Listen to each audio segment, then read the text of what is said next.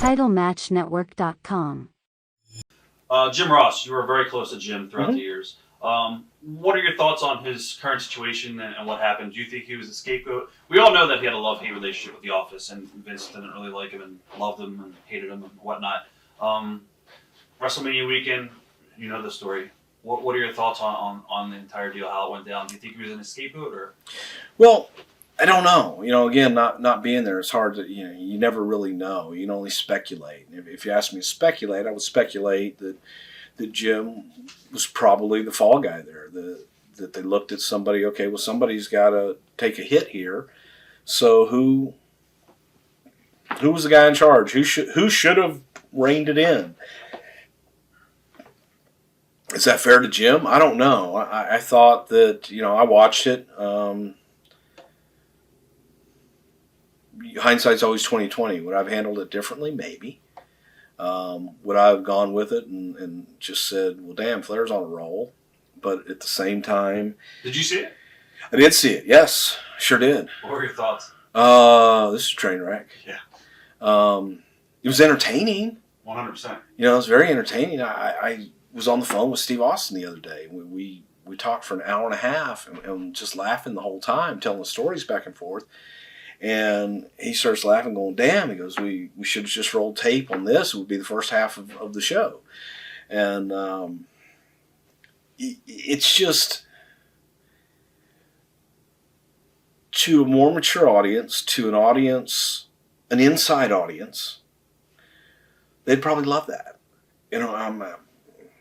From all accounts, it was the ultimate shoot interview. Seems a lot of people really enjoyed it. Yeah. But to an audience that you're trying to woo advertisers in your product and you're putting your product out there, I don't know that it was the best venue to talk about everything that they talked about. And again, in the old days, I think somebody would have gotten the hook and gotten Rick off the stage. But I don't know that necessarily in that situation, in that role, that Jim was the guy to do that. That should have been somebody else. That should have been a producer. That should have been an executive. That should have been somebody else quietly gone up there and said, hey, Rick, let me talk to you for a minute, and pulled him off. Said either rein it in or go ahead and stay back here with us. Did Jim Ross ever change over time as a person? I think Jim mellowed. He got, from the beginning, where we were traveled up and down the roads in the Mid-South and did everything together, to him going to WCW and then coming up there, and he got really intense, and the Bell's palsy. I mean, man, that took a shitload out of him. And it just, how do you deal with looking at yourself in the mirror and there's something you can't control, but you get judged on it, and your livelihood is affected because of it, and it's the only thing, well, it's not the only thing he knows. That's bullshit, because he's very talented and did a lot of other things. But he was judged on that, and that's not fair. I mean, it was something he couldn't control. It was an affliction. It's something that unfortunately happened to him. God, the second time he got it, coming back on the plane from overseas, his mom had died, I believe, and it was just, broke your heart. But yeah, he changed a little bit. I think he got a little bitter on some of that because of the way he was treated. And I can't say I really blame him on that, because he was the butt of everybody's jokes. And to make fun of, one thing that, really the deal they did in WCW. I was going to ask you about that. What are your thoughts on that, Ed? I just thought it was in extremely poor taste, and it's just unnecessary. 100%. It's unnecessary to sit there and go, hey, goddamn JR, there's old JR going to be a slobber knocker. And do that, hey, man, go for it. Go have fun. But to then make fun of the affliction they can't control, that's something else. Go ahead and do a parody on them. Man, go ahead. Go have at it. To me, that's a compliment. Somebody's going to do a parody. When I do Dusty, I do it as a compliment. When I do Piper, I do it as a compliment.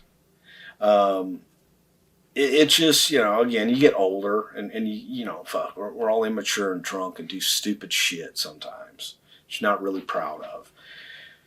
So, yeah, I think Jim's had a rough go of it. As far as the WWE landscape right now, a lot of the smaller guys from the indie scene are getting over. Bryan Danielson, CM Punk.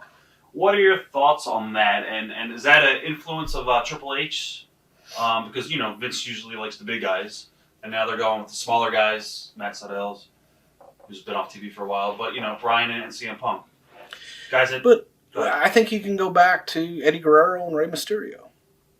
The talent gets over. Exactly. If they're talented, it doesn't matter if they're 7. Okay, if that's the case, then why isn't Khali the champion? It's the talent, and if the talent is larger than life, first time Vince met Eddie Guerrero, he turned back to me and said, "God, he's so small, he's tiny." And I used to call Eddie the Mexican Shawn Michaels because he was just that good. And Eddie could get over. You could put Eddie Guerrero in any situation, and Eddie would get over. Eddie would make it his own. Even in shit that could be portrayed as, God, this is horrible. What a horrible spot to be in. Eddie would make it, God, I wish I could be in that. He was that good. Whose death hit you the hardest? Wow. Eddie's hit me hard. Eddie was tough. That was the shits. Eddie and Owens were probably, that was the worst. None of them were easy, but those were tough. Who are you closest with in the business? Who do you talk to on a permanent basis? Jerry Briscoe. Jerry Briscoe? Yeah. Still talk to him about every week. A couple times a week. Any regrets looking back? Anything you would do differently? Probably, hindsight's always 20/20. I think just in the way I handled some situations would have been a lot different. But again, if you had it all do over, I don't know. I would probably still go in and, just full throttle because it's if not, you're shortchanging yourself. And I loved every minute of it. You named your kid after Kane, right? To Undertaker? Or? Well, yeah, I named my son Kane, yeah, but it was actually my wife who chose the name. So nothing to do with wrestling, or a little bit to do with wrestling? No, that was the funny thing about it because I had named Undertaker Kane, right, and then came up with the story that actually Undertaker had taken his brother's name Kane to memorize him because he thought he had died in the fire and all that, and I just loved that name Kane. And when we found out we were having twins, I got to name the girl, and my wife got to name the boy, and one of the first names she wrote down was Kane. I was like, okay, that's it. So that was why. What is your proudest accomplishment in the wrestling business? Was it a creative idea? How did this happen? It's hard to pick one. You look at it, you have dreams. I used to dream, I want to be the promoter of Houston wrestling, because Paul Bosch was my hero. I want to be the promoter of Houston wrestling. I did that. And then you're like, God, I want a main event Madison Square Garden. I did that. I want to perform in front of 72,000 people in my hometown in the Houston Astrodome. I did that. Once you do it, and then you're searching for that next plateau, it all seems, when you're dreaming it initially, it all seems so out of reach, and just that, a dream. But when you actually do it, and it becomes almost not commonplace, because being in Madison Square Garden is magic, but to be able to perform and to be able to do all the things that I got to do, it was, you live the dream. And I look at some of the crazy things, like setting up a ring on Wall Street and shutting Wall Street down at noon for New York Stock Exchange when we went public. Right. Told us it couldn't be done. Got it done. Told me we couldn't blow up pyro because Bill Clinton was 3 blocks away. Got it done. Those little things that you sit there and people would tell you can't do. And that was usually my motivation. If somebody told me I couldn't do something, that made me do it. Right. And I got that much more satisfaction out of it. What do you miss about being around the business? You haven't been gone very long, but No, probably just the juice, just being around it. It's the juice you get off of a live crowd, off of performing, out of being around. You create something, you have it in your head, you put it on paper, you then give it to someone else, and then you watch it all happen. And that satisfaction of creation to completion is pretty neat. It's a pretty cool high. And, yeah, it's just, I mean, the whole thing. It's all, you can't just pick. That was it. That was a moment. we'll wrap this up in a minute. Greatest rib you ever seen? Partaken in? There are a few. Jesse Ventura in Nashville, Tennessee. Gentleman Saul Weingroff was a sheriff in Nashville. And Jesse didn't know who Saul was. And we got Vince actually got Saul to come in and arrest Jesse and take him out in handcuffs. And kind of parade him through everybody. That was kind of good. That was funny.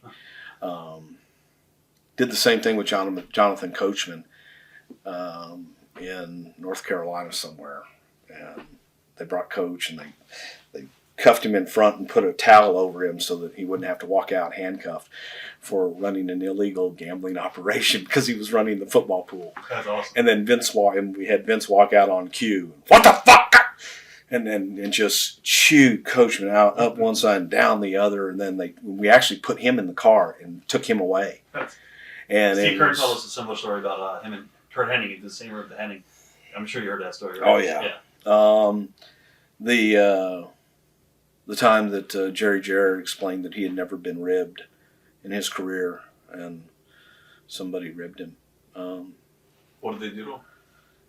Somebody, I don't know who, and it wasn't me. Kind of padlocked his briefcase to a desk, but the desk was bolted to the ground. And it was in a high school gym. It was the coach's office. And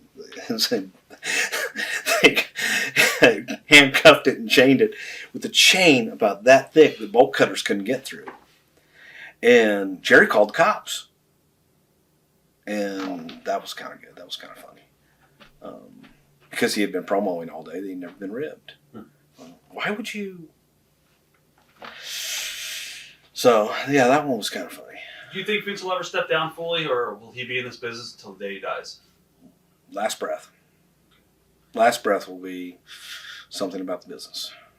In closing, is there anything you want to say to your fans out there that you never had the chance to say until now? I have fans. You have fans. Oh, wow. No, thank you. Seriously, thank you. I mean, that's all you can, to be at a convention like yesterday and to actually sit there for 3.5 hours, whatever it was, and the people would actually come by. There were enough people for that length of time to come by and want your autograph. That's still amazing to me. That astonishes me.